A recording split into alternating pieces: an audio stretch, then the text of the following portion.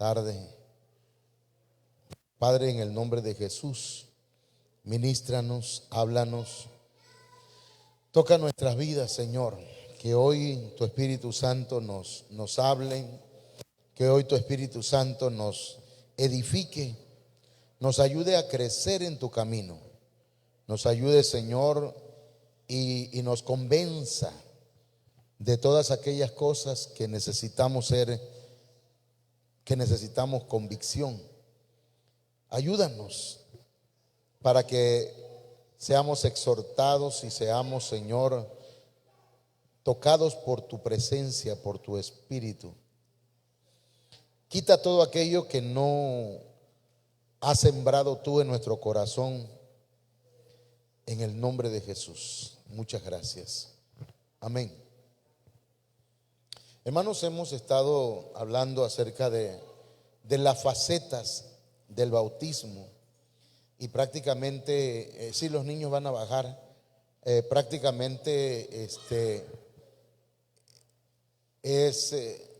hoy tenemos que cerrar este ciclo o esta enseñanza acerca de las facetas del bautismo.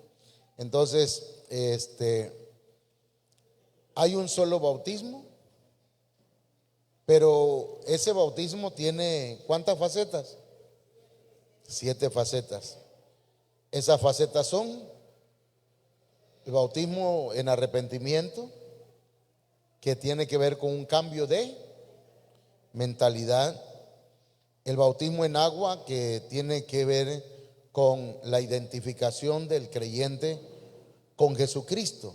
Todo aquel que ha recibido a Jesucristo en su corazón debe bajar a las aguas y ser bautizados en el nombre del Padre, del Hijo y del Espíritu Santo. Recuerde que bautismo significa inmersión.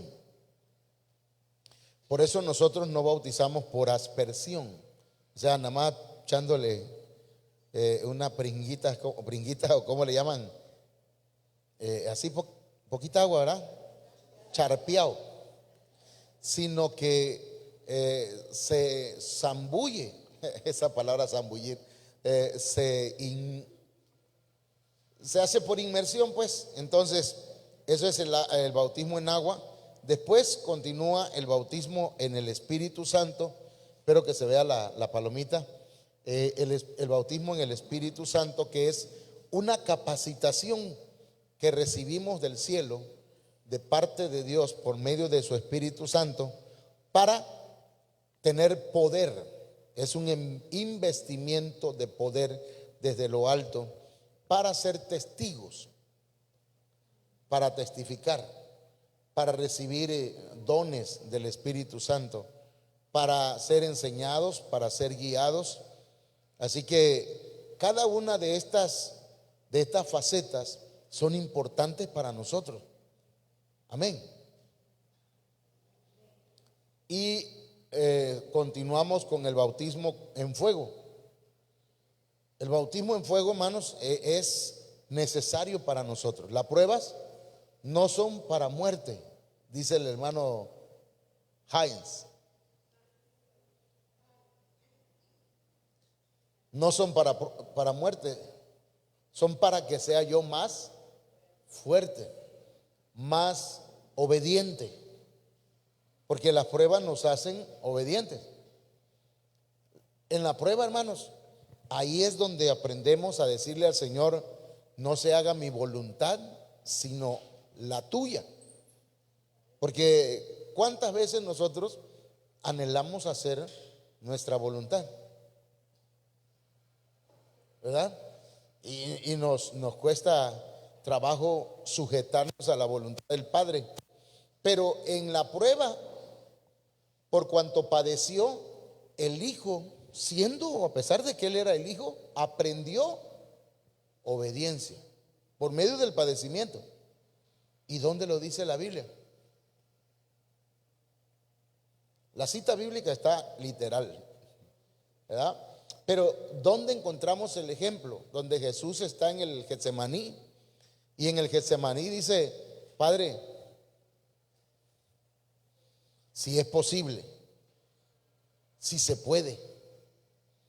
¿Habrá alguna otra manera de que no beba yo esta copa, de que no vaya yo a la cruz? ¿Habrá alguna otra forma de salvar a la humanidad? Y en la oración el Señor cambia su voluntad por la voluntad del Padre y dice: pero Padre, no se haga mi voluntad,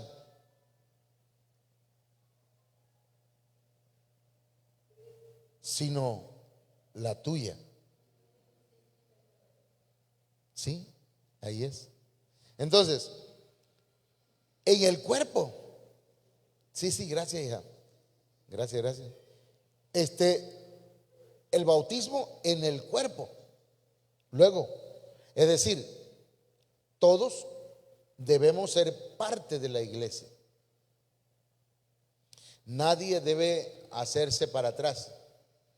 A mí no me den ningún trabajito en la iglesia, ninguna ocupación, ninguna función. Yo tengo mucha ropa que planchar en la casa y tengo ropa que lavar. Viera cómo tengo trabajo. Hermana, hermanos, usted tiene que ser parte, debe tener una función en el cuerpo de la iglesia, que es la iglesia de Cristo. Amén. De lo contrario, no está siendo bautizado o inmerso en el cuerpo de Cristo. ¿Sí se entiende eso? Porque esto es más importante, bueno, es importante, hablando espiritualmente. Desarrollar un trabajo, una función dentro del cuerpo de Cristo es ser inmerso en el cuerpo, y eso es, hermanos, el bautismo en el cuerpo. Luego viene el bautismo en Cristo. Aquí, hermanos, hablamos acerca de cuando el creyente o el cristiano ya dice: ya no vivo yo, o Cristo estoy juntamente crucificado. Ya no vivo yo, mas Cristo vive en mí. Amén. Ya no vivo yo, hermanos. Ahora Cristo es el que vive en mí y yo vivo en Cristo. De manera que los que viven en Cristo, hermanos, los que viven en Cristo, cuando Él venga, son los que van a ser llevados o van a ser arrebatados al trono del Padre, a las bodas del Cordero. ¿Cuántos quieren estar ahí, hermano? ¿Cuántos quieren ir ahí? Entonces necesitamos asegurar que vamos avanzando o vamos peldaño por peldaño, porque en cada una de estas facetas Dios nos va transformando. ¿De qué? De gloria en gloria. Nos lleva de triunfo en triunfo, porque así como dice, porque la senda de los justos, o sea, el camino del cristiano es como la luz de la aurora que va en aumento, va de gloria y va avanzando. No lleva 5 años en la iglesia y sigue sentado y sigue sin hacer nada. 10 años y llevo 20 años, pastor. Ya llevo 30 años cristiano. Pero ¿y qué has hecho, man? Nada, pero ya llevo 30 años. Ya rompí como 30 sillas en todos esos años. Entonces, ¿qué necesitamos? Avanzar,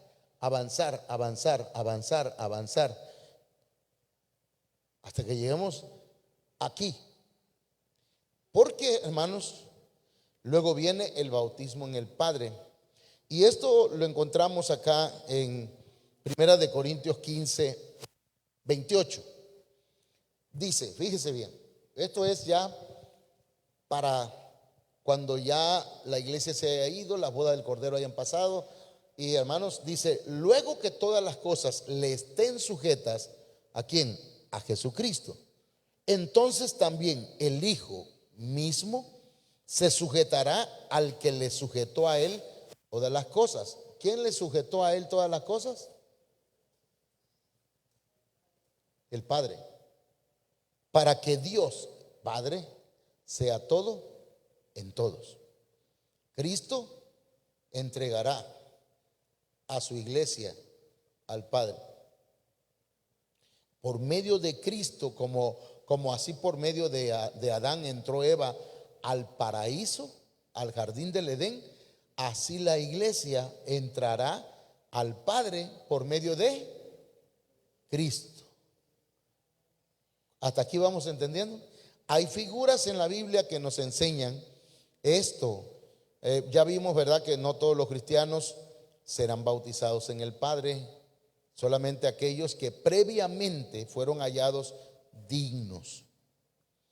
Entonces procuremos ser hallados dignos. Aquellos que fueron llevados en la parucía, venida secreta, o experimentaron la exanastasis, porque no estaban, no estaban vivos, sino que habían muerto, pero resucitaron.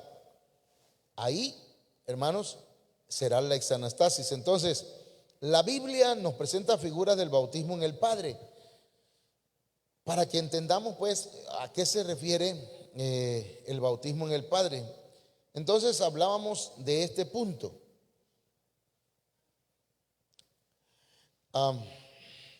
Yo no sé si ayer me expliqué, a ver si lo encuentro ahorita.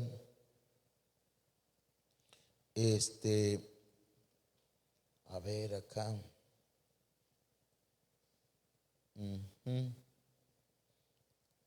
Por ejemplo, no. A ver, ¿no, verdad? Se ve.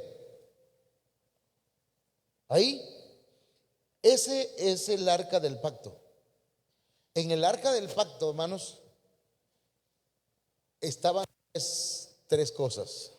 El arca estaban las tablas de la ley. En esa arca del pacto se encontraba la vara de almendro que había florecido, que era la vara de Aarón. Y ahí mismo también se encontraba el maná. El maná que echaba a perder.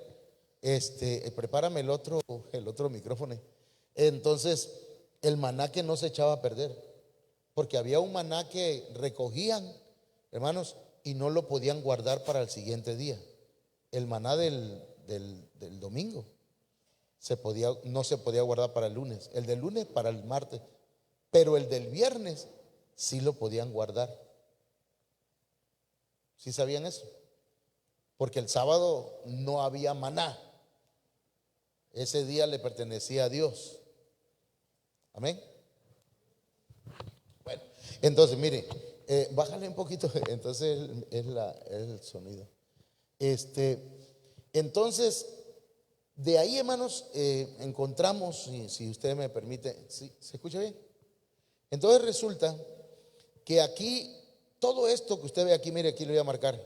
Todo esto que ve aquí, ahí. Todo esto, ay, me pasé. Disculpen lo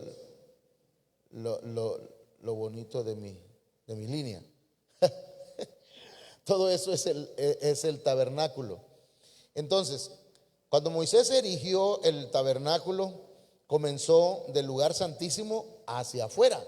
De acá comenzó hacia acá. Entonces, luego puso acá la mesa de los panes de la proposición, luego puso la fuente, la lámpara, o ¿cómo se llama? El candelero, y luego aquí está el altar del incienso, ¿ok? Acá, hermanos, aquí se encuentra el lavacro donde se lavaban los sacerdotes. Era el altar del holocausto. Aquí había un velo, la cortina de entrada.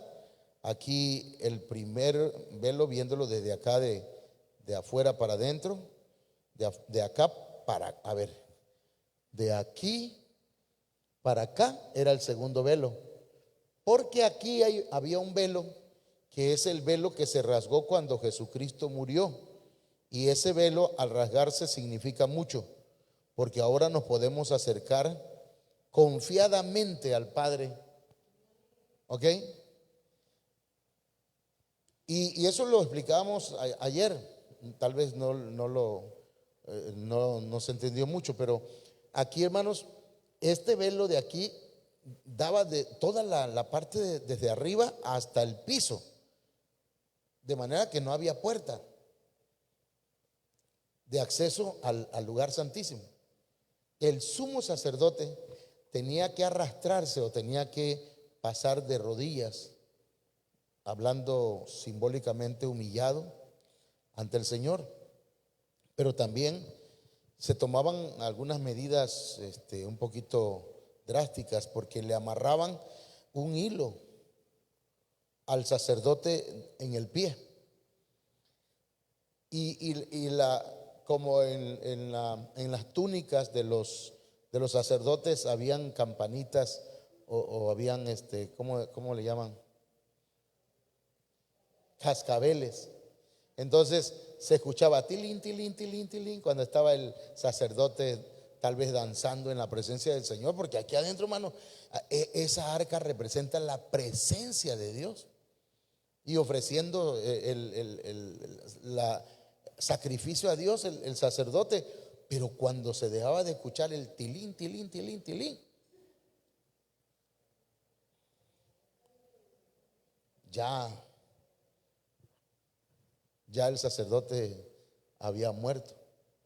¿Por qué? Porque a ese lugar no se podía acceder o entrar en pecado, sucio. Por eso tenían todas las condiciones necesarias para entrar, hermanos, a la presencia de Dios. Tenían el altar de la ofrenda, del holocausto. El sacerdote, antes de llegar a aquel lugar, tenía que pedir perdón también por sus pecados. El sacerdote, antes de llegar allá, hermanos, tenía que lavarse sus manos y sus pies y su boca, perdón, y su cara. Por eso nosotros debemos, incluso cuando llegamos a la iglesia, en lugar de estar con el celular, póngase a orar, hermano. Póngase a orar. No voltee a ver a nadie. Usted, me estoy hablando con usted, ¿verdad? Póngase a orar. Señor, gracias por traerme a tu casa. Gracias, Señor, porque voy a entrar a tu presencia. Voy a pasar del lugar atrio al lugar santo, y del lugar santo al lugar santísimo. A veces no llegamos al lugar santísimo, hermano. Con toda honestidad, a veces no llegamos acá.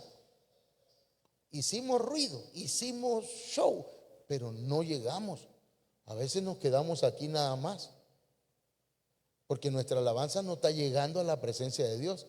Cuando llega a la presencia de Dios, hermano, se siente hermoso la gloria de Dios.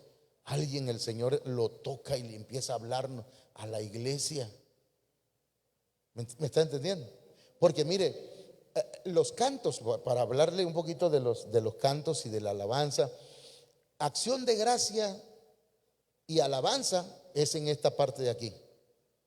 Atrio, lugar atrio. Es que a mí me gusta para el lugar santísimo. Sí, pero hay cantos que no son adoración. No lo son. Se escuchan bonitos, pero están hablando del lugar atrio. Porque aquí lo único de lo que se habla es de la sangre de Cristo que nos limpia, que nos lava. Gracias, te alabamos, Señor, por todo. Y aunque esto parece un huevito estrellado, este es el lavacro. Lávame, Señor, límpiame, ¿verdad? Purifícame. Amén. Y ya el lugar santo, hermanos, empezamos a adorar. Ahí entramos en adoración. ¿Sí? Solo tú eres santo, santo, santo, santo. O sea, cantos que tienen que ver con la santidad. Alabanza, ¿qué cosa es? Exaltar a Dios por lo que Él hace. Todo esto aquí. en el lugar santo por lo que Él es. Analicemos las alabanzas y la adoración. Y luego, al llegar acá, entramos en el lugar santísimo. ¿Y qué se ofrece aquí en el lugar santísimo? Cántico nuevo. El cántico nuevo, hermanos, va a la presencia de Dios. Sale de un corazón espontáneo. Entonces, pero ese no es el punto, ¿verdad? Lo que yo quería decir es que este tabernáculo representa a Cristo. Amén. Los sacerdotes representan a la iglesia, los cristianos que entran al tabernáculo, así como usted y yo entramos en Cristo. ¿Ok? Y resulta que la nube que llegaba y cubría todo ese, voy a regresarlo, la nube que llegaba y cubría todo este tabernáculo, esa nube representa al Padre. Y ahí está representado el bautismo en el Padre. ¿Ok? En el tabernáculo, otra vez lo voy a leer, los sacerdotes representan a todos aquellos cristianos que fueron bautizados en el Cordero. El tabernáculo representa a Jesucristo. ¿Dónde dice la Biblia que Jesucristo es el tabernáculo o tabernaculizó? San Juan 1:14 en la Biblia textual, BTX. El verbo se hizo carne. ¿Quién es el verbo? Jesucristo. Y tabernaculizó entre nosotros. ¿Ok? Entonces, mire, voy a pasar acá. Y la nube representa al Padre, porque de ella Dios descendió cuando se inauguró el tabernáculo, cuando se manifestaba sobre el arca del pacto. Aquí está. Levítico 16:2. Y Jehová dijo a Moisés: di a Aarón tu hermano que no en todo tiempo entre en el santuario detrás del velo, delante del propiciatorio que está sobre el arca, para que no muera. Porque yo apareceré ¿en qué? En la nube, sobre el propiciatorio. ¿Sí sabe cuál es el propiciatorio? La cubierta del arca.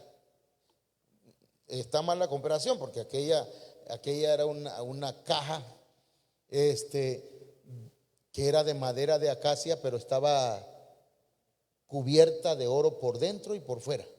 Bueno, supongamos que esa es el arca. Este es el propiciatorio, la cubierta, lo que cubría ¿cómo se llama? El arca. Y sobre ese propiciatorio estaban dos querubines. ¿Ok? Entonces, hermanos, siempre que la nube se movía, el pueblo la seguía. Eso es figura de que luego de este bautismo, hermanos, estaremos sumergidos en el Padre.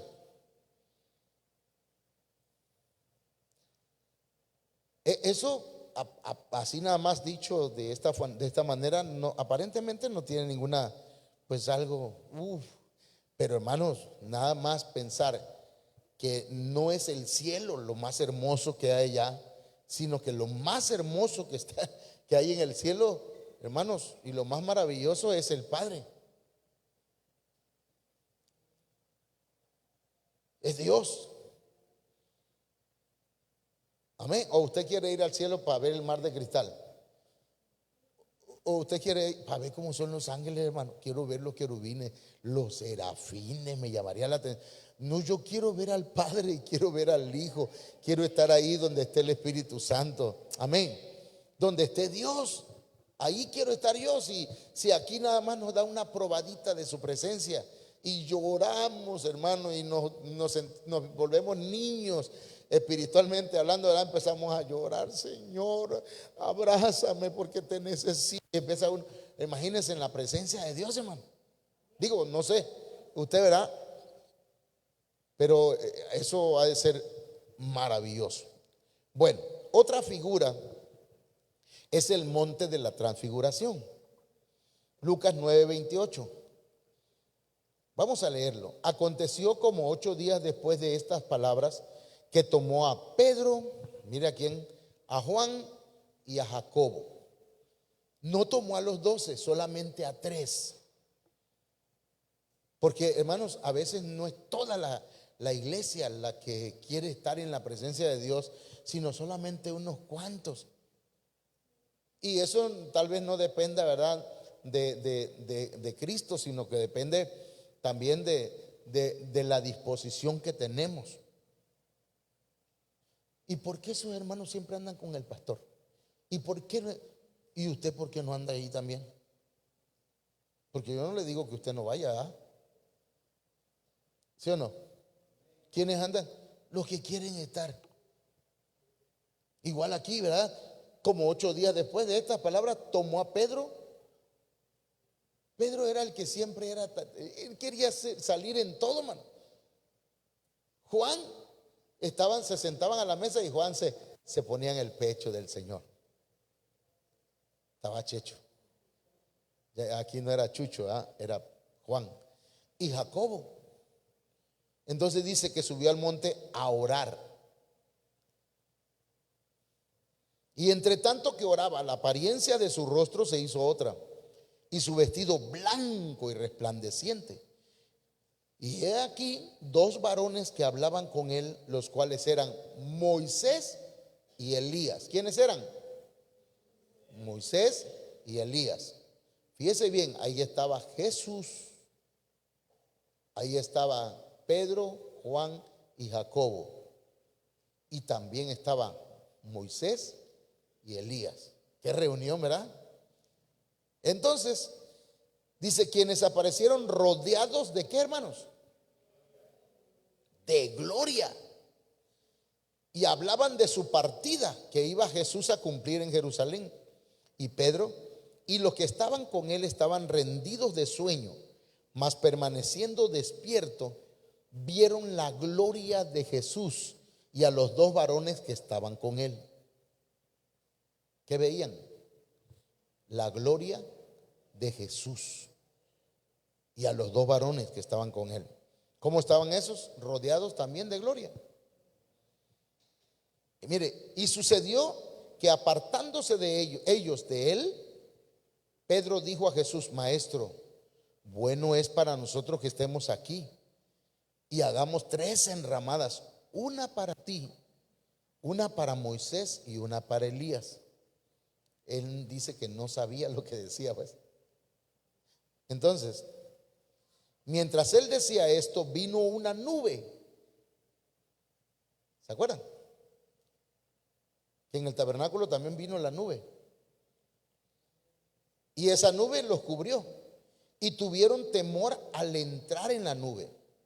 Vino una voz desde la nube que decía: Este es mi hijo amado, a él oíd. ¿Qué representa la nube, hermanos? Al Padre. Porque mire, si usted lee 1 Corintios capítulo 10, verso 1 y 2, dice que todo el pueblo de Israel fue bautizado en la nube y en el mar.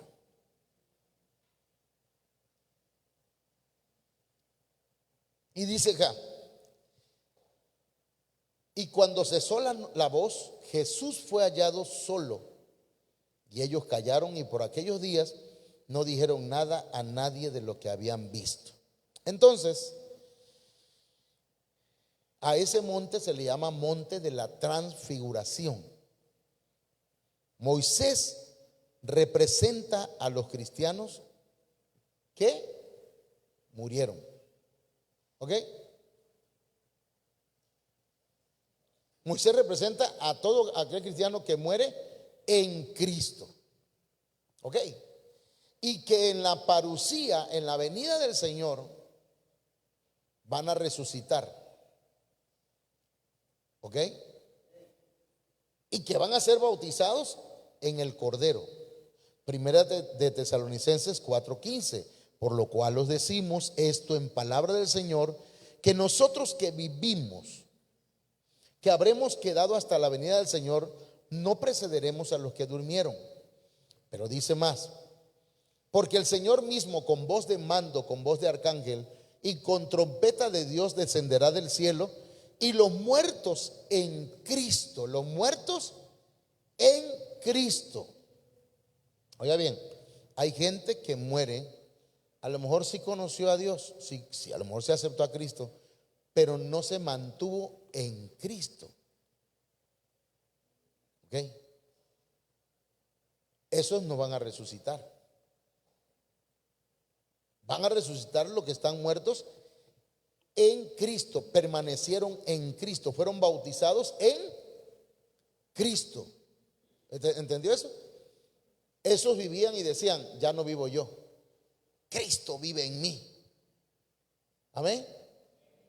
Entonces, esos son los muertos en Cristo, que van a resucitar primero. Luego nosotros los que vivimos. Esa es una mala traducción, ya la hemos platicado, que ahí lo que debería decir es, luego nosotros los vivientes, los que tienen vida Zoe, la vida espiritual que Jesucristo nos da por medio de su Espíritu Santo. ¿Estamos de acuerdo? Usted tiene vida Zoe. Tal vez camina como todos los demás, respira, come, hace muchas actividades, pero usted tiene algo diferente que el mundo. Usted tiene vida espiritual desde que recibió a Cristo en su corazón. Amén. Entonces, los que hayamos quedado seremos arrebatados juntamente con ellos en las nubes para recibir al Señor en el aire, y así estaremos siempre con el Señor. ¿Por qué dijimos que aquí hay una mala traducción? Porque si decimos que nosotros los que estemos vivos o los que vivimos, pensaremos o podríamos explicar eso como que todo el que esté vivo y diga que conoce a Dios se va a ir. Y no todos, aunque estén vivos, no van a ir. Tal vez, hermanos, hay algunas cosas, ¿verdad?, que si le acercamos el Zoom ahorita, ya la otra vez se lo acercamos un poquito y hablamos de ello. Pero aquí estamos hablando de los muertos en Cristo, que están representados con o por en el monte de la transfiguración. ¿Por quién están representados los muertos en Cristo? Por Moisés. Los discípulos representan a los cristianos que pasaron por todo el proceso del bautismo y finalmente fueron bautizados en el Cordero, en la parucía. Primera de Corintios 15:52. En un momento, en un abrir y cerrar de ojos, hará final trompeta, porque se tocará la trompeta, y los muertos serán resucitados incorruptibles. Y nosotros, ¿qué va a pasar con nosotros? Seremos transformados. Hermanos, aquí hay algo importante y maravilloso con esta palabra de transformación. La palabra que se usa aquí, hermanos, es la misma palabra que se usa para la transformación que tiene la mariposa. La palabra es metamorfosis. La metamorfosis es un cambio o es una transformación que comienza en nuestro espíritu, de adentro hacia afuera. La mariposa, ¿han visto cómo evoluciona la mariposa, hermanos? A ver, ¿cuál es la primera? Primero es larva, luego es gusano, ¿no? Luego es un capullo. ¿Y luego qué es? Un sorullo, no, capullo. Y de ahí que sigue. Y después ya se vuelve una mariposa. ¿De dónde comenzó la transformación? Desde adentro. En nosotros también, hermanos. Primero el Señor va transformando nuestro espíritu. Amén. Cuando aceptamos a Cristo, Él vivifica nuestro espíritu, hermano. Puede ser que no se note. Escúcheme. Puede ser que no se note la transformación. Dice, pero adentro en su espíritu hay una transformación. Y de ahí empieza la transformación luego en nuestra alma. Amén. En nuestras emociones, nuestros sentimientos, nuestra voluntad, nuestro corazón, nuestra mente. Por eso estamos hablando de la conquista del alma los domingos. Y finalmente, cuando Cristo venga, ¿qué va a ser transformado? ¿Qué va a ser transformado cuando Cristo venga en nosotros? Si ya está transformado nuestro espíritu y nuestra alma está siendo transformada, el cuerpo va a ser, nos vamos a convertir en una hermosa mariposa. No, nos vamos a convertir, hermanos, en como Él es. Amén. Como Jesucristo es. ¿Cuánto dan gloria a Dios, hermano? Amén. Denle un aplauso pues al Señor. Aleluya. Y mire, gloria a Dios. Elías representa a aquellos que fueron llevados sin ver muerte como Enoc.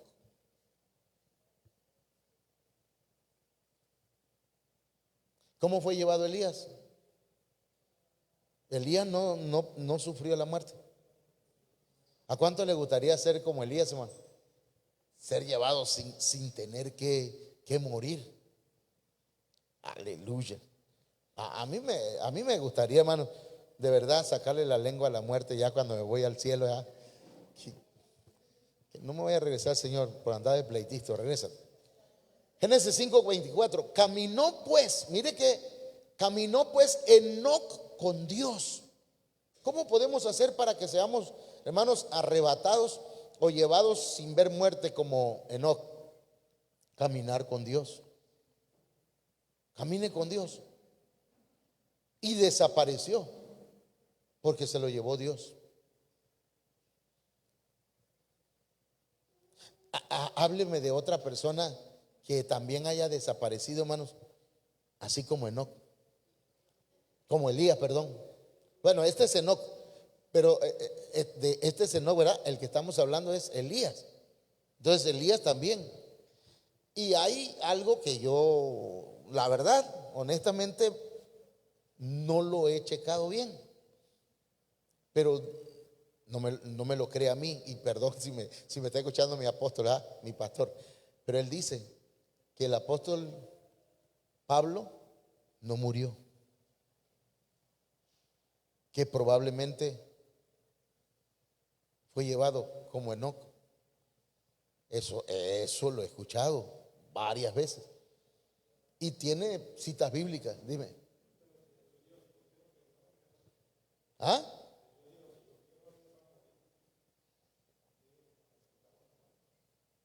Sí, es que el que tiene la potestad, ¿verdad? Es Dios, así es. Entonces, y el mismo Elías también, hermano. Aconteció que yendo ellos y hablando, he aquí un carro de fuego con caballos de fuego apartó a los dos, y Elías subió al cielo en un torbellino.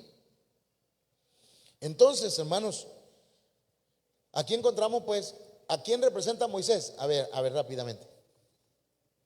¿A quién? A los muertos en Cristo. ¿A quién representa Pedro, Juan y Jacobo? A los que pasaron por las 7 facetas. ¿Y a quién representan a quién representa Elías? A los que van a ser arrebatados y no van a haber muerte. Ok. Y la nube que desciende representa al Padre. Esto nos enseña pues cómo Jesucristo es sumergido en Dios Padre y nosotros juntamente con Él, cumpliéndose el verso que indica que Dios sería todo en todos. Primera de Corintios 15:28, pero luego que todas las cosas le estén sujetas, entonces también el Hijo mismo se sujetará al que le sujetó a Él todas las cosas, para que Dios sea todo en todos. Entonces, mis hermanos, hay otra figura, pero lo que estamos enseñando es el bautismo en el Padre. Y ahí, hermanos, esa es la meta. Salimos del Padre y volvemos al Padre. Eso nos dice mucho. Ya hablamos una vez de eso, ¿verdad? Por eso dice el Salmo 23:1: y en la casa de Jehová moraré por largos días. Volveremos a la casa del Padre y volveremos cantando y volveremos danzando y volveremos con gozo. Amén. Y ya no va más muerte, ni más tristeza, ni más dolor. Se nos va a olvidar todo, aleluya. Y hermanos, nos vamos a gozar por la eternidad. ¿Quiere ponerse de pie, hermano? Amén, póngase de pie. Yo quería hablar de lo siguiente, pero ya luego lo vamos a ver. El templo de la Nueva Jerusalén, pero que el Señor nos ayude. Oramos. Padre, en el nombre